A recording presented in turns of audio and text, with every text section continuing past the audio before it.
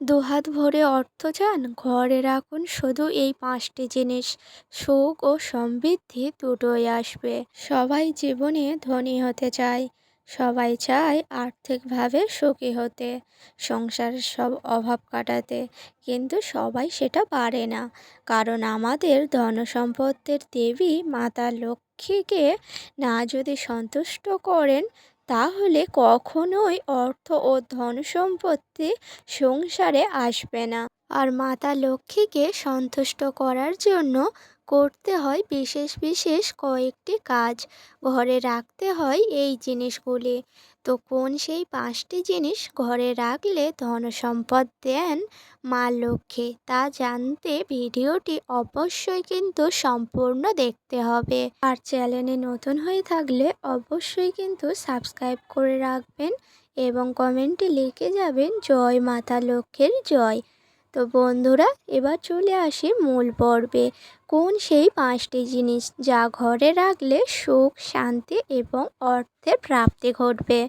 প্রথমত হলো ঘট। ঠাকুর ঘরে রাখুন একটি মাটির বা পিতলের ছোট ঘট, আর তাতে মাঙ্গলিক চিহ্ন এঁকে তার উপরে পাঁচটি সিঁদুরের ফোঁটা দিন।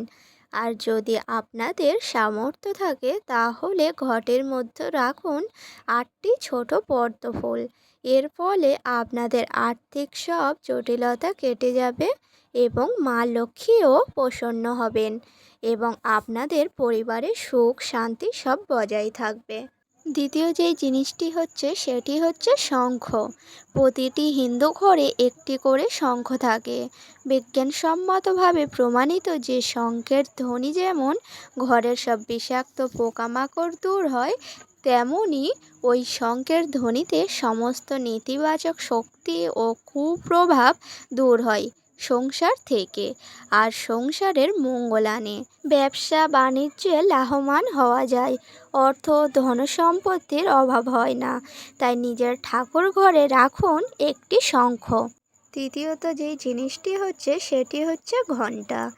প্রতিটি মন্দিরেই থাকে একটি করে ঘণ্টা। ঘণ্টার শব্দে আশেপাশের কুপ্রভাব কেটে যায়। তাই আজই নিজেদের ঠাকুরস্থানে আনুন একটি করে ঘণ্টা। এইসব সুফলগুলি পেতে অবশ্যই কিন্তু মন্দিরে রাখবেন ঘণ্টা। 4 নম্বর যেই জিনিসটি হচ্ছে সেটি হচ্ছে স্বস্তিক চিহ্ন। আপনাদের ঠাকুর ঘরের সিংহাসনে দেবতাদের পাশে কোনো ধাতু পাত্রের গায়ে এঁকে রাখুন স্বস্তিক চিহ্ন, আর সেটি অবশ্যই সিঁদুর দিয়ে লিখুন। এর ফলে আপনাদের সংসারে খুবই উন্নতি হবে। তাছাড়াও মা লক্ষ্মী প্রসন্ন হবেন এবং আপনাদের ধনসম্পত্তি বাড়তে থাকবে। আর 5 নম্বর যেই জিনিসটি হচ্ছে সেটি হচ্ছে প্রদীপ। ঠাকুর ঘরে প্রদীপ অবশ্যই থাকা উচিত, কারণ প্রদীপের আলোয় সব অন্ধকার কেটে যায়, জীবনে নতুন আলোর দিশা দেখা যায়। আর বিশেষ করে লক্ষ্মী পুজোর সময়ে ঘি প্রদীপ জেলে প্রদীপের ভিতরে দিয়ে দিন একটু গুড়।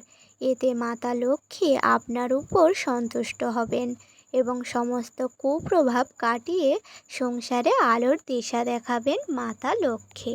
এই 5টি কাজ যদি আপনারা অবশ্যই করেন, তাহলে মাতা লক্ষ্মীর আশীর্বাদে আপনাদের সংসার সুখ শান্তিতে এবং অর্থেতে ভরে উঠবে। ভিডিওটি ছিল এই পর্যন্ত। ভিডিওটি যদি ভালো লেগে থাকে লাইক করবেন, শেয়ার করবেন এবং কমেন্টে লিখে যাবেন জয় মাতা লক্ষ্মীর জয়। এবং চ্যানেলে নতুন হয়ে থাকলে অবশ্যই সাবস্ক্রাইব করে পাশে থাকবেন। ধন্যবাদ সবাইকে।